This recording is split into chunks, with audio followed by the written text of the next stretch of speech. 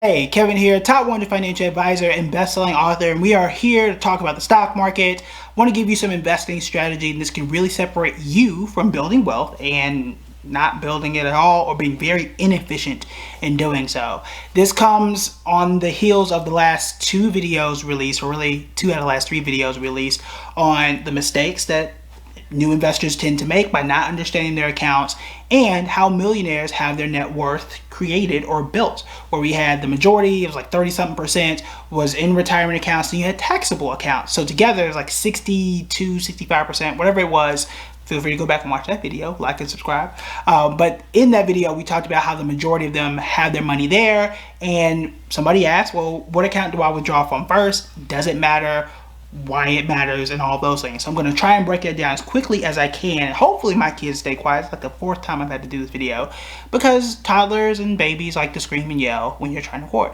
It happens. All right, so let's go ahead and get started. So generally you have 3 account buckets. So 3 buckets that you can really pull from. You have your taxable, which means you get taxed at the end of the year. Then you have your tax deferred, which means you're not paying taxes now, but you would pay taxes later. And then you have tax free. What are these types of accounts? So your taxable account right now is, again, just when you go to any website and open an account, it'll just say brokerage account. Super plain. The good thing is you can put as much money as you want into it and take as much money as you want out of it. You ain't got no time limits there. You can do what you want to do for the most part there. But again, you do pay taxes at the end of the year. Right now, if you have an account at Public, that is taxable right now. If you have an account at Cash App or Robinhood, those are taxable. I also want to mention this too, that you want to separate in your mind the difference between these buckets and these account types from the app itself. Excuse me. For example, at Fidelity, I can have my tax deferred accounts because I got my 401k and my IRA there. Those are tax deferred. That's at Fidelity. I can also have a taxable account at Fidelity. I can have a Roth Ira, which is a tax-free account, all at one place in one app at one website. I can do that. Or I can split it out because I like different apps for different things. Personally, that's how I have it. I like different apps for different things for different reasons, because I can be multiple, right? I don't have to stick with one person or one app. So I get to diversify. But again, that's not required at all. You do what works for you. If you like simplicity, go to one place. If you want to have different things at different places, do that. Do what works for you. The rules are still going to be the same though, okay? So you can't have 5 different Roth IRAs and expect to put in more than the limit. You can't do that. All right, so taxable account. We talked about that. Put in as much, take out as much, invest in what you want.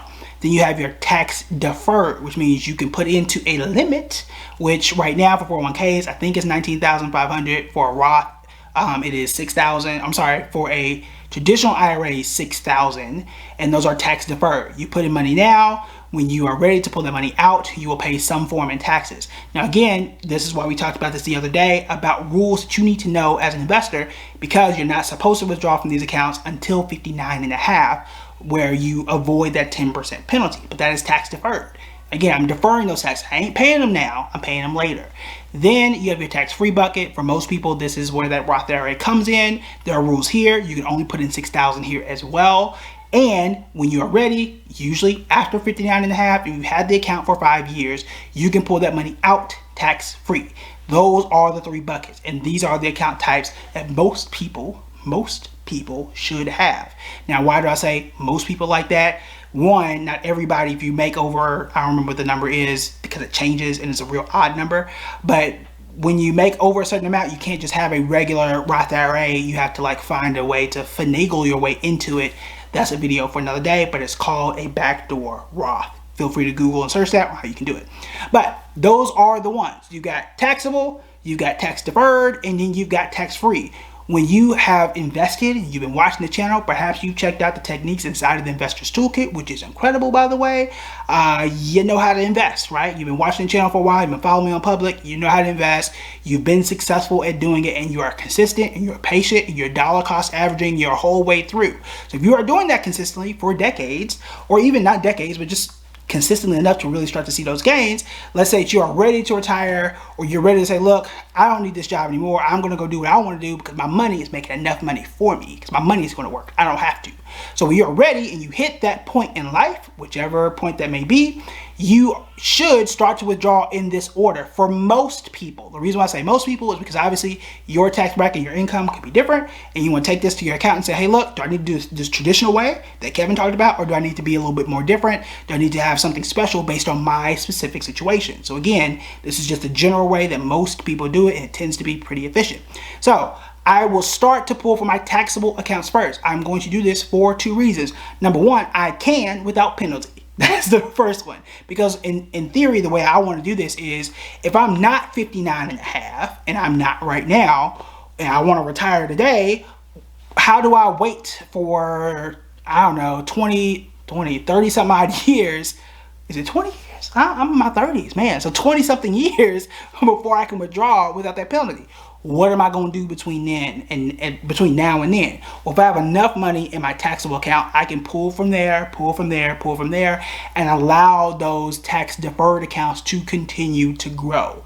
That's what you want to do, because the longer it can grow, the more money it can be for you, and the longer you can last in retirement, and the longer your money gets to work for you. I want my money to work for as long as possible, right? So pull from the taxable first, then you want to go to the tax deferred.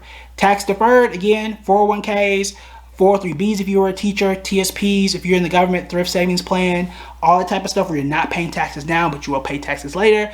That's once your taxable account is exhausted, which we hope it never exhausts, right? But once that's gone, if that's gone, then we want to move to the tax deferred. Then we pull from tax deferred, we'll pull from that for as long as we can. When that is exhausted, if it is ever exhausted, then we move lastly to the tax-free account, which is the Roth Ira, and then we pull from that. Now, generally, if you have been doing this for enough time, meaning you're investing, perhaps you're getting an employer match, would be awesome, and you keep investing and being patient and doing the stuff that we talked about, from index funds to quality stocks, all that type of stuff. If you do that, right, and you've been doing it for long enough, theory, you should never run out of money is what we would hope, right? You might not ever need to go from one to another, but in real life that tends to happen. So once you have all these set up, in which point, or what order rather, do you put money into the accounts? Now this is a little bit of a debate for some people, but generally you want to go for tax deferred first. Why am I saying tax deferred and not tax free? The reason is you could tend to get an employer match in some cases. If you do, that's more money for you, and you're not going to get that return anywhere else. Also, in my tax deferred bucket, which right now I'm primarily talking about 401k, you've got the highest limit where I can put up to, at this point in time, these numbers change, it's like $19,500. So I can put the most money there and not pay taxes on it now, whereas I can only put in $6,000 right now, and this is under 50. Once you hit 50 and above, you actually get a bonus and you can put in more money. So right now, I can put up more than $19,000 in a 401k, and then I'm going to go for my tax-free bucket if I have enough money left over. So I'm going to try and max out my tax deferred, then I'm going tax-free. If I've got enough money left over, which I hope I do, then we move to that taxable bucket. Again, putting money in, tax deferred, tax-free, taxable. Pulling money out, taxable, tax deferred, tax-free. It's kind of a weird, inverse ladder, if you will. And again, I've already explained as to why that's the case. Now, let's say that you've been doing it for 20 years, you've been doing it for 30 years, your money is compounded, and you've done well, you've been listening, you've been watching the videos, you've been signing up for courses, you've been doing all that stuff, and it's time to withdraw. You know in which order you want to withdraw, but how much do you withdraw? That's a different question. So at this point, again, this is a rule of thumb. Obviously, as things change, the market changes, stuff's going to change between now and the next 20 years, right? If you're doing that, you want to take this rule of thumb and then apply it to you to see if that's going to work for you. So let's just say, make the math simple. Let's say you got $1 million. The rule of thumb is that you are supposed to withdraw. It's called the 4% rule, where you withdraw 4% per year. So in theory, this would be, you got $1 million, you're withdrawing $40,000 per year. Now the reason why it's 4%, and I wouldn't say 4% exactly, but the reason why it's 4% is because generally, the market is going to get you like 7%, and generally the inflation is about 3%. Not this year though, not this year. But generally that inflation is going to be about 3%. So 4 plus 3 is 7. So in a perfect world scenario where the market gives you 7% every single year, which it does not, and inflation is 3% every single year, which it does not, it does fluctuate. Some years you get like 15 like last year, and some years you get whatever you get this year, right? But again, we're taking these averages and we're plotting them out. So In a normal year, I got $1 million, I pull out 40,000.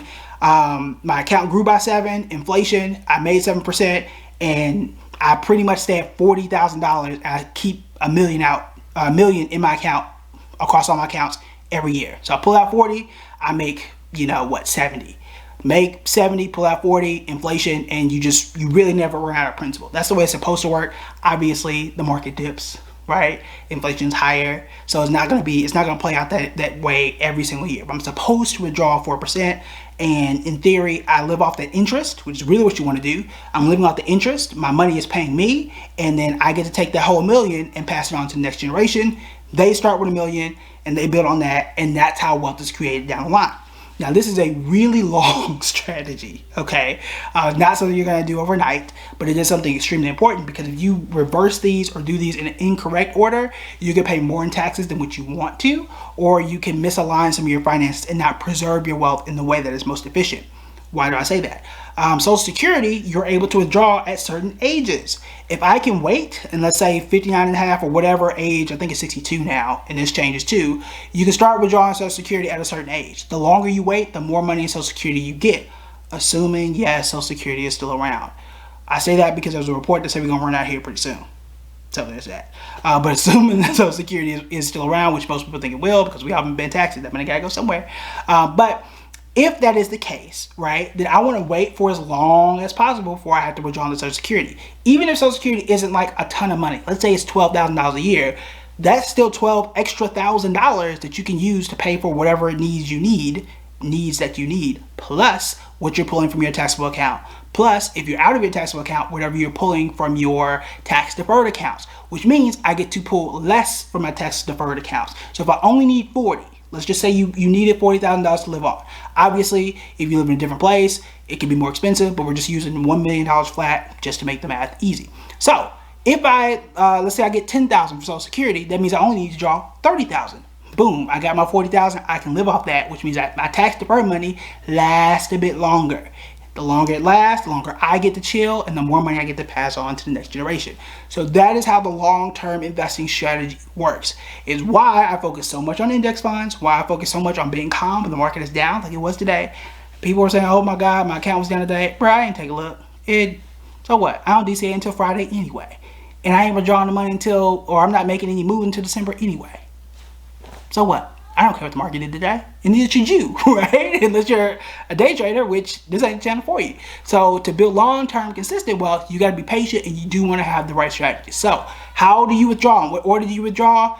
Taxable first, generally, then tax deferred, then tax free. How do you put the money in? Usually, generally again, you want to go for tax deferred, tax free, then taxable. You want to try and max out where you can.